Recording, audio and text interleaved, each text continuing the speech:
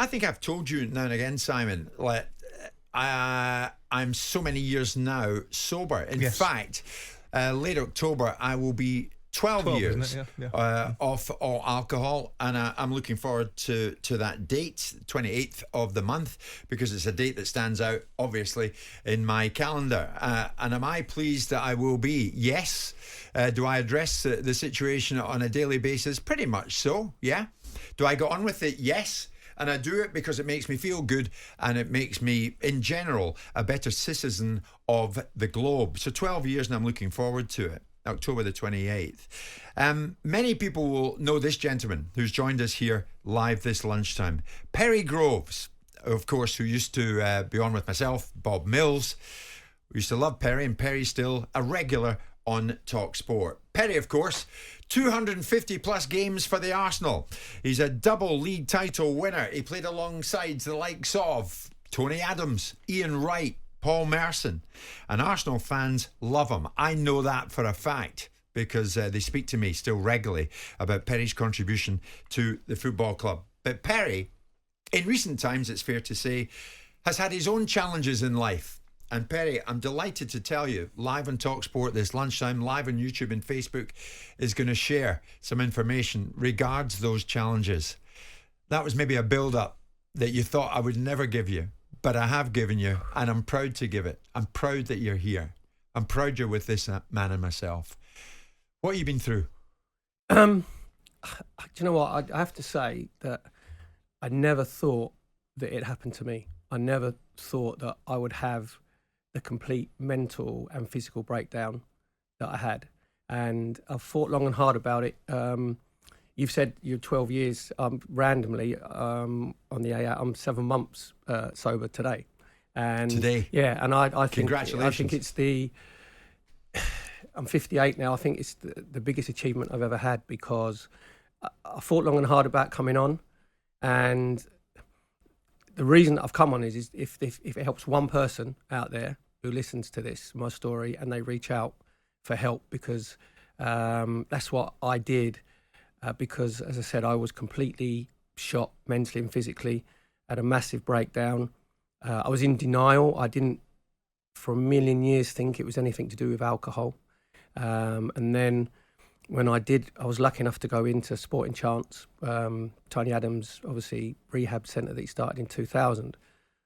Then I realised that I had a severe drink problem. And I am an alcoholic, and I'm not ashamed to admit it, because now I've been made more aware of what it is. It's actually a disease. It's a disease in your mind, whether you're a drug addict, whether you're a gambling addict, or any addiction you have, alcoholism. It's your brain that you don't work the same way as what the normal person does. And because I didn't drink every day, in a million years, I didn't think I had a drink problem. Yeah. And I was looking at other people, and the perception of alcoholics normally is someone that obviously drinks every day, or you see someone on a park bench, and they're drinking. So what was your drinking pattern, Ben? It was binge drinking. So it was a mask and a reward. And that goes back, obviously, to my football career, where there was a massive, obviously, drinking culture. And then that carried on when I finished playing football when I was 30. And I was always looking forward to having a drink. But then when I knew I was having a drink, I couldn't have just like 3 or 4. It would always be... And people, if they left the pub after 3 or 4, that was a sign, oh, where are you going? What's the matter with you? You've got to get home, you're a bit weak. But the real men stay out and they drink all the way through. And then it was some of the carnage and mayhem that I was causing as well in my personal life and people around me, having what they call alcoholic blackouts. Now, I thought that a blackout was obviously that you drunk and you was unconscious, but what it was, I'd wake up the next day or next morning and have no recollection or memory of what had happened for probably 2 or 3 hours the evening before. Sure. And then what did I say? What did I do? Who did I upset? Who was I unbelievably aggressive to? I was rude to, and that foreboding feeling in the pit of your stomach, where you're aware that you might have done something, and then you get the disapproving looks and the nods in people's eyes, and then, you know, who you've got upset to, and you have to go and say sorry to. And you do say sorry, and you do mean it. But then the way your alcoholic brain thinks is, well, I've said sorry, I've done my amends, I'm all right now. And then that pattern just carries on and carries on. Yeah. Was there one major trigger moment, Perry? The nervous breakdown, I think it was a build-up of time where, quite rightly, my wife Jo had said that this can't go on. We can't go on living like this. We can't go on. I say it wasn't all the time. It would be sort of intimate, but then it got more regular. And then I had different issues going on. And I always thought that I was mentally strong, because everybody used to come to me with their problems and they go, "Oh, Grover's just sort that out. He knows how to do it. He doesn't worry about it too much." But that is because the drink was the mask and then the reward. You know, I thought I was being the consummate professional because I'd never ever would drink before I was going to work or I was going on air. But then I knew that if I was working for 3 or 4 days on the trot, I knew that I'd be going out on that 5th day, and it'd be an excuse. Yes. Whether it be lunch, you know, I'm going out for lunch with my lovely lunch with my wife, and then I'd have 4 or 5, 6 pints of Moretti. That wouldn't be enough. Then she'd go home and I'd go to the pub, and then again I wouldn't remember what sort of mood I was in. I was happy, I was yeah. And of course you were in a tough school, weren't you, when you played, because you'd be sitting down and drinking with people like Tony Adams, now sober, with Paul Merson, now sober. Yeah. But then it was a whole different story. Yeah, but then it was almost normalised. Yeah, exactly. Well, what happens is you socialise and drink with people who think and act like you do. Yeah. So if anything happens to you through your drinking and you tell other people stories, they all top trump you. They'll go, "Oh, tell you what, Graves, don't worry about that. I can remember the time when I was this and that." And I just go back. I've got to be perfectly honest. Like in 1999, I got done for drink driving, and I could have gone to prison because it was that bad. I was 3.5 times over, right? So I went to magistrate's court and they said, right, we're going to send him for custodial reports, which is whether you get a sentence or whether you do community service. So my previous good character stood me in good stead because I did community service. I did 130 hours, got a 28-month ban. And I was so close and I was really, really, frightened. And the first thing I did is after the court cases, go and meet my mates in the pub and drink and then tell them what had happened. And they would go, "Oh, tell you what, Groves, you did that. But I remember the time I got done for drunk driving and I nearly smashed it back with a police car." Do you know what I mean? So it's a cycle of behaviour, isn't it? It normalises it. And that carried on. And I would stop drinking because people would say that alcoholics can't stop themselves drinking. So a period of time, I'd go 2 weeks and go and prove to myself that I didn't have a drink problem. Or I'd have a couple of pints for it and go home to prove to myself that I haven't got a drink problem. But if you're doing that to prove to yourself you've got a drink, you haven't got one, you have. And I had a complete breakdown, and I was working with talkSPORT on the Wolves Liverpool game last year, and I was criticising myself in my head even when I was on air, thinking if I've made a mistake, if I've missed something, over and got up on the Sunday morning and I could not function. I couldn't function physically. I couldn't function mentally. I was completely shot. You were done. I was a complete shell. I had no answers. I had nothing. And I was due to go on air on the Sunday session. And in my head, I think you can go on air, you're going to mess up. You can say the wrong thing. You're going to, forget your words. And I just couldn't do it. I was nothing. I had nothing left. Thought I was no good to anybody. Did you go on air? No, I couldn't do it. No, I had to phone up and say, talkSPORT understanding. And then I reached out. And the reason I've come on air is because no matter how bad, if someone's out there, and I've had mental health problems as well, which we'll talk about later, but no matter how bad you think the situation is or how desperate you feel, there is help. If you talk to somebody and you reach out, there is help. It doesn't matter how bad you think the situation is. So if you can reach out to, whether it's Samaritans, whether you think you've got addiction, you can go AA meetings. It's all around the country. You just walk in there. NHS were brilliant with me as well. There's help there for anybody. And if I didn't go in and was lucky enough to go into Sporting Chance for rehab for 28 days, I don't know. I don't think I'll be here. I generally think that they saved my life, because I was going nowhere, had nothing. And it's recognising it, Perry, isn't it? It's recognising it, getting the right help, because as you rightly say, Perry, the help is out there. And many people this lunchtime, unbelievable response in the last 15 or so minutes whilst Perry has been on with Simon and myself. The number of messages coming in. Sam, Manchester City fan, well done, Perry. 7 months, 1 day at a time. I'm also in the fellowship. There's no place better for me to be. I know that rock bottom feeling.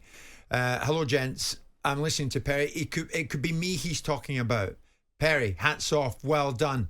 Well done, Perry, says Peter in Liverpool, for admitting you have a problem and starting your journey. I'm now 35 years sober, says Peter.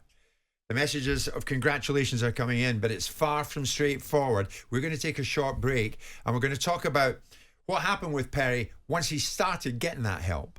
Now, more from Perry in a second. If you're concerned about your drinking or someone else's, a good first step is to see a GP. They're able to discuss the services and treatments available, as well as the NHS. There are a number of charities and support groups across the UK that provide support and advice for people with an alcohol problem. For example, you might want to contact Drinkline, National Alcohol Helpline, on 0300 123 110, or Alcoholics Anonymous Helpline on 0800 9177 650. Those numbers are important. I'll give them again. You can take them down. Many people are saying this lunchtime, Perry, that your words are resonating with them listening this lunchtime. And Simon, briefly, I know you've been listening very closely to what Perry has been saying, and I know not regards yourself, but you've encountered individuals in your life who have had challenges such as this. Oh, absolutely. I mean, we have a strange relationship with alcohol in this country. When you go to other parts of the world, like America, where I've lived for years, and Spain, they don't have quite the same relationship. They all look at the Brits with a strange sort of attitude of our drinking culture. But I think it takes an innate bravery to talk about these things. There's no weakness in finding flaws in your character and finding yourself in difficult situations. It's about how you address them. You might have to reach a certain point. They always say, don't they, you can't bounce unless you reach the bottom. And so to get to that point is always the most challenging part. And I've seen it. And I've seen there's a difference between heavy drinking and alcoholism. There's a vast difference. I would put myself at one point in my life as a heavy drinker. But I've watched also people in my personal life that have been alcoholics. And it is a very, very disconcerting watch and a very disconcerting spectacle at times. But notwithstanding that, there is a way through it. And there's lots of support mechanisms in place. And Perry's speaking about it in the same way that other people have spoken about challenges, whether it be Brian McDermott, and his challenges, and I found his story and his version of it in terms of his imposter syndrome a remarkable story. And that people always associate sportsmen with great strength, because it takes great strength to be a sportsman. And when sportsmen talk about it, it actually has more resonance, because people associate that strength of a sportsman to be an icon, to be a hero in people's minds. And then you show the flaws that we've all got in our lives, and you turn them into strengths. We've talked about the help that is out there, Perry. Can you talk us through now the help that you've received? What did you do? Just on the help as well, all the lines are great, the helplines, whatever. But even if it's alcoholism, whether it's drug addiction, whether it's gambling addiction, cocaine addiction, whatever it is, even if you just talk to somebody, do you know what I mean? Just talk, and it'll make you feel better. And that person you might not be able to do it yourself. That person might be able to help you. And Josie, my wife, who I love like so deeply, she was the one that reached out to Sporting Chance, and I was lucky enough to get into the rehab facility. And then when I was in denial when I was in Sporting Chance. I was still in denial that I went to 2 AA meetings basically to placate my family. Do you know what I mean? Say, look, I'm trying to do something about this. And I sat there, and they say when you first go in, you look at the differences and not the similarities. And I was listening to it, I think, I ain't got a problem. I'm nowhere near as bad as what you are. You're having a laugh. You lost your house. Your marriage crushed you. I'm not nowhere near as bad as you. And then when you start listening to similarities, you think, well, I'm exactly the same. And I was in denial when I went in. Even when I went in, I thought, you said imposter syndrome side there. I thought I was going to be an imposter in the rehab, because I didn't think I had as big a problem as what everybody else was in there. And then I did my first step of the 12 steps of AA. And it's how your life has become unmanageable when you're powerless over alcohol, and you write everything down that's been bad and how bad you've been in your life, everything was to do with alcohol. Every single thing. And then you just think, wow, I'm an alcoholic. And that's when you admit yourself. You have to admit yourself. And it did take me a while. And when I was in there, I got unbelievable help from all the counsellors there, Marcia and Baz and whatever. You work. People think you're going in there and you're going to like a health farm, whatever. You're not. You're up at 7. You're doing physical exercise because that helps endorphins in your brain to give positivity. And then you have your counselling, and you go to AA meetings. You have your one-on-ones. You do your 12 steps, and you go to about 9 o'clock at night, and it's all about your recovery, mentally and physically. And then when you come to the 20, I thought it was going to be the longest 28 days of my life, and it was the shortest because I was frightened to go out into the big, wide world. I was so exposed and vulnerable, and when I came out, I wasn't functioning properly, and that's when I started I had really deep, dark thoughts that I still wasn't going to be any use to anybody. Well, out there in the big bad world. In the big bad world, yeah. I'd call it the wide world now because obviously but and I had suicidal thoughts. I was thinking how I could do it, but I couldn't make it look like suicide because if it was suicide, this is how your insanity of your brain takes over. And I thought I'd always could control my brain, and I had no control over it at all. And I was thinking, well, I can't make it look like suicide because my life insurance won't get paid out. I've got to make it look like it's an accident. So, and I had to admit it to Jose about my thoughts and what I was thinking of doing and trying to do. And she phoned NHS, unbelievable. She phoned 111. They sent responders round and assessed me and took me up to Culture General Hospital to the mental health crisis unit and got assessed. And they were absolutely incredible. They saved my life as well because it was touch and go whether they kept me in a facility.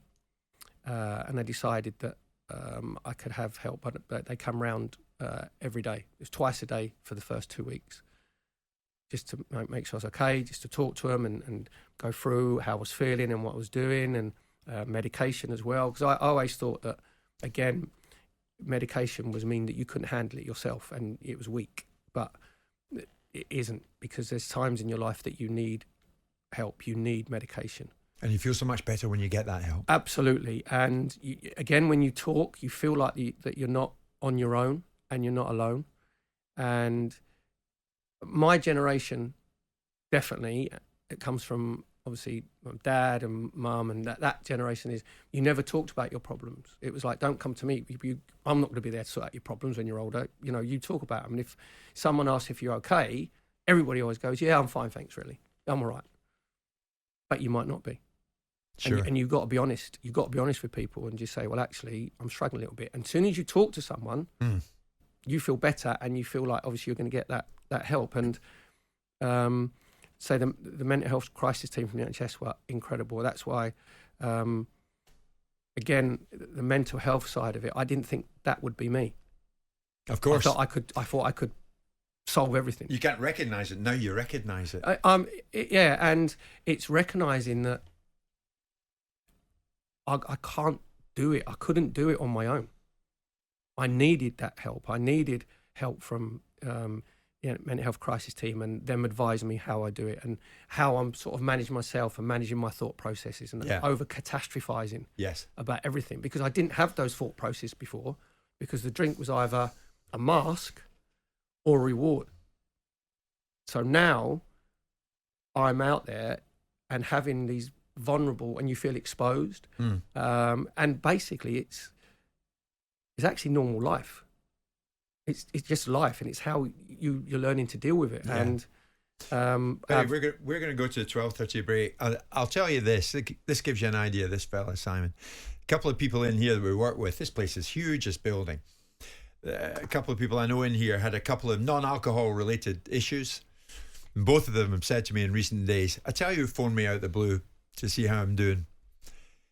Perry Groves. That's you through and through, isn't it? But I've had help. It's the same thing. They say in AA, don't pick up a drink, pick up the phone, or text someone. And the AA meetings are lifesavers as well, because then you're with like-minded people and you share in there. So I do probably 4 or 5 AA meetings a week, and you've just got to, if you reach out, that is the first step.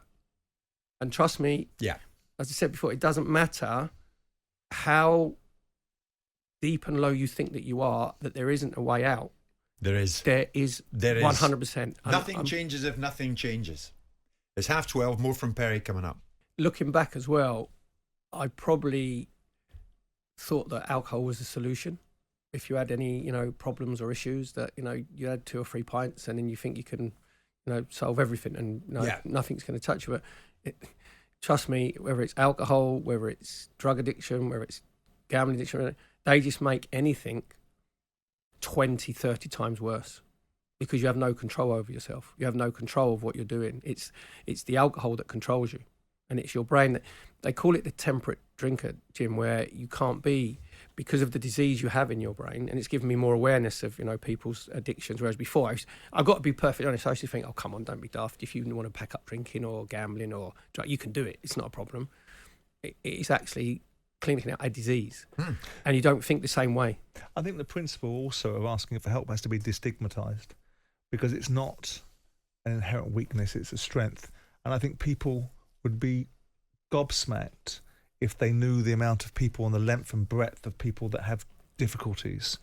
I've been to various meetings and seen people that you would be absolutely jaw-struck that they would be in any kind of condition that they needed support. So the idea that people are devoid of challenges is a false utopia, and the idea that this is something unique also. So the principle of more people with a public domain profile speaking about their challenges and their ability to overcome them destigmatizes the principle of asking for help in the first place. That's a great point, Simon. I mean, you'll be aware, Perry, that Brian McDermott, former Arsenal player, former Leeds manager, former Reading manager, he recognised they had a problem like you've done, like I've done, Perry. And he came on the show and he spoke to us about the issues he faced, but he faced them whilst he was still managing Reading. As a football manager, for me, it was not joy winning football matches, it was just relief. So you had a kick of adrenaline when the referee blew up for 20 seconds. Oh, it's okay today. Everything's fine. And you had the opposite effect when you lost the game. And for me, I didn't want that feeling of the loss. But in the end, the loss and the winning was the same. Yes. The winning for me was never as good as the losing was bad. And it was like I'd wake up the same way, win, lose or draw, that feeling of anxiousness, discontent, that feeling of anxiety. And I just, on the 2015, the 15th of February, I didn't want to feel like that anymore.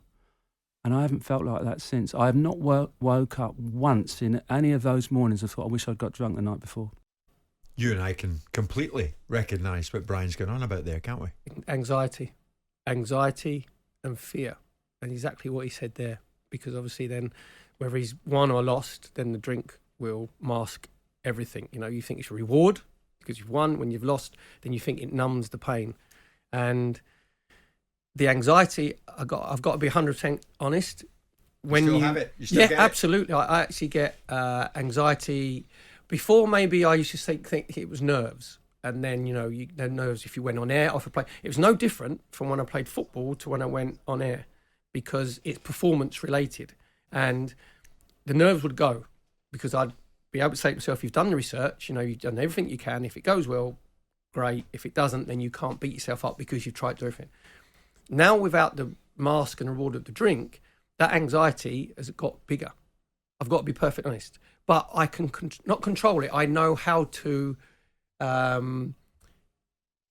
sort of meander for it. Do you know what I mean? Navigate your way through. I know what to do. I've got the tools. Now, I would never think in a million years about meditation is a big thing, because even if it's 10 minutes, it just calms your brain down, just calms you down a bit.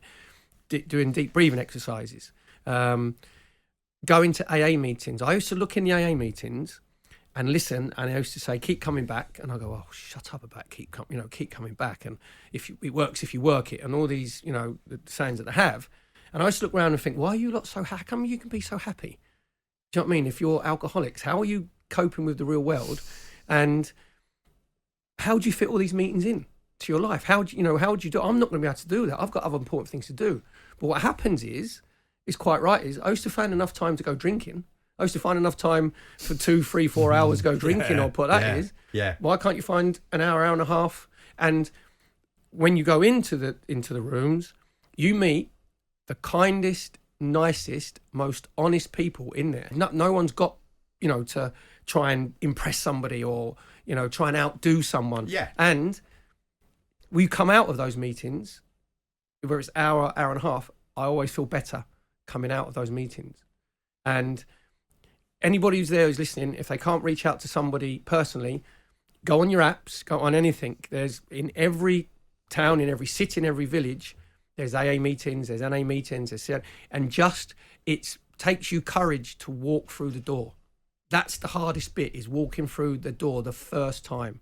And once you get in there, your head will be discombobulated, you'll have fuzzy head, you won't be concentrating properly, you'll be looking at everybody, same thing, thinking, I'm never going to be like these people. These people are getting on with their lives, and these people are managing their addictions. How does that work? But if you follow their guidance and their advice and what they ask you to do, it does work. If you'd have told me yes. on February the 4th that the state that I was in, where I had nothing, empty, nothing, to where I am now, I'd have thought you were talking absolute rubbish. Honestly, I'd have thought, no way could you be in that situation. And you'll know Jim as well.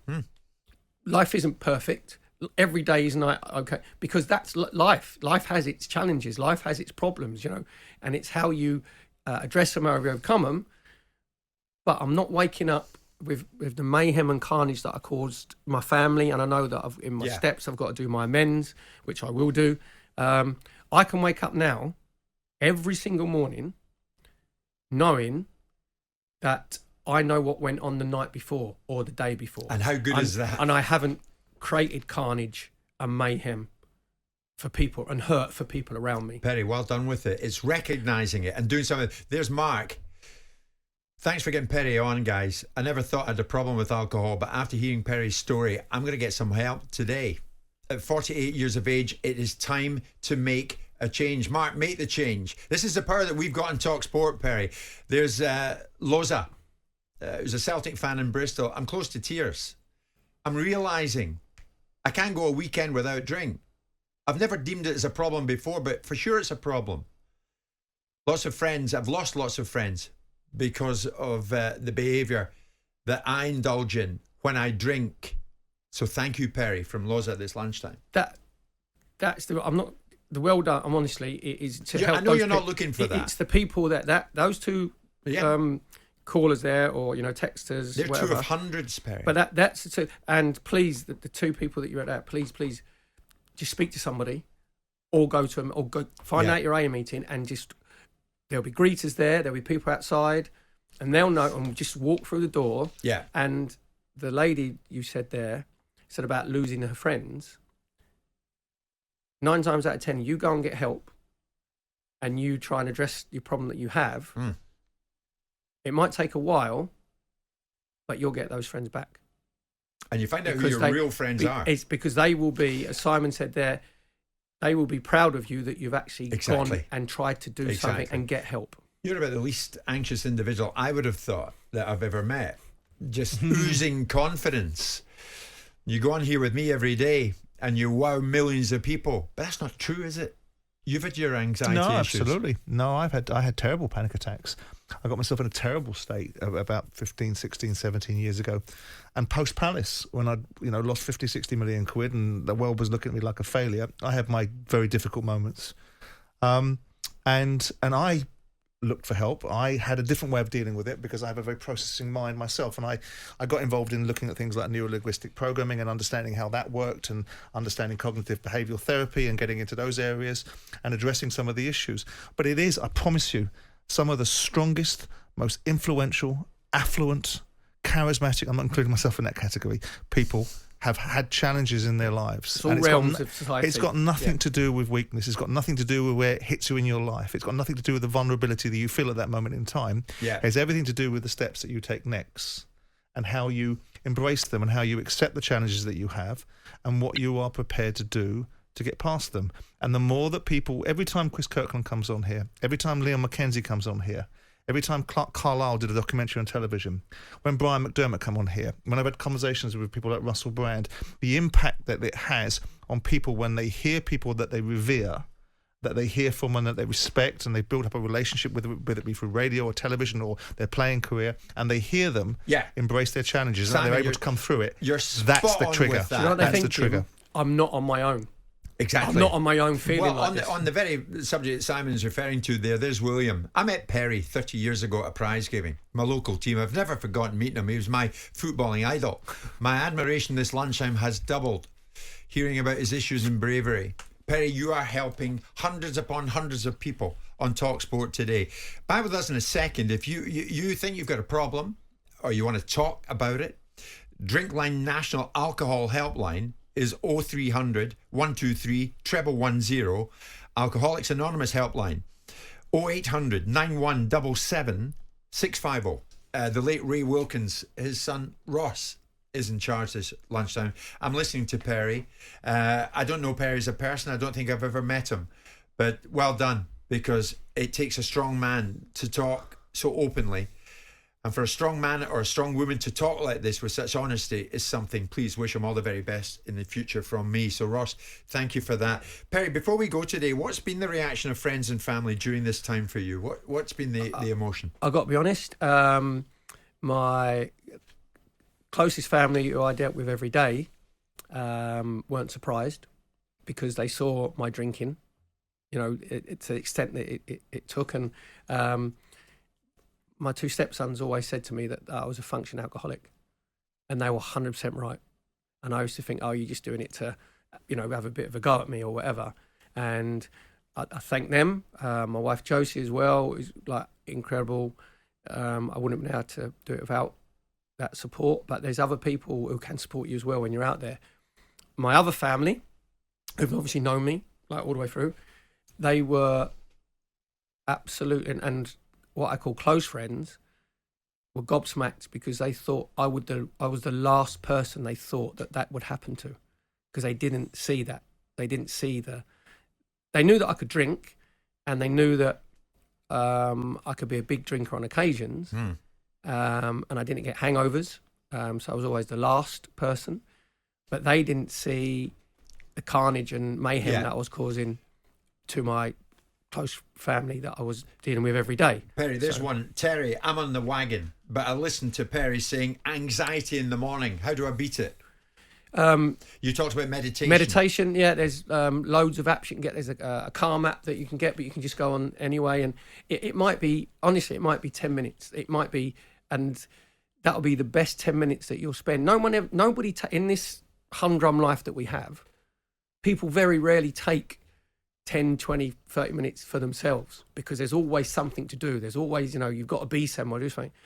If you can find that 10 minutes, that will calm you down. That anxiety, honestly, will just calm yourself. I'm not saying it will go away completely, but then you'll realise when you're getting up that there is a way that you can quell that anxiety. Yeah. Perry, two messages here. Aaron, who's in Plymouth, he's a Plymouth Argyle fan. I drink every evening. I just found out that we're having a child for the first time. It's given me a whole new perspective. And listening to you on your show with Perry this lunchtime, guys, has given me a real boost. So thank you for choosing now to speak out, Perry. And there's another one. Wow, Perry, your story actually hits me head on. Could be my story. I don't drink every day, but I binge when I do drink. I have blackouts. Any social event is based around drinking. I'm in bits. But what a reality check this is from Perry this lunchtime. I'm not going to give you my name, but thank you so much. Today has given me a massive kick up the backside. That, in a nice way, is what we hope. That is it. That honestly, there is help for everybody out there, no matter how desperate you think the situation is. How do you see your journey ahead? I'm really optimistic about it, and I'm not going to. The thing is, it's a day-to-day thing. It's 24 hours. It's 24 hours. And I've been in rooms where there's people you've got 12 years sobriety, Jim, and you'll be honest with me and the listener, say, you don't think you've got it beat. You don't think you've got alcoholism beat because you're doing it every day. Yeah. And there's always triggers or precisely what come in your head, and you're dealing with, everybody deals with their demons and the disease. If you don't try and encounter it, and you don't try and like get help out there, that disease will gradually eat its way back to you, and it will take over again. So it's non-stop. So, Perry, you'll love this. James in Exeter. James, how are you this lunchtime? I'm delighted to read this out, James. Jim, Simon, Perry, what a show you guys have put on today. Perry, all the best. I was at tipping point. Listening to Perry, I've just poured my drink down the sink this lunchtime. Enough is enough. It starts now. He says, Perry, you're an inspiration. I know you don't want that. I know you. No. But well done. No, well done for those people who have text or tweeted in, and if it's resonated, brilliant. That's the first step.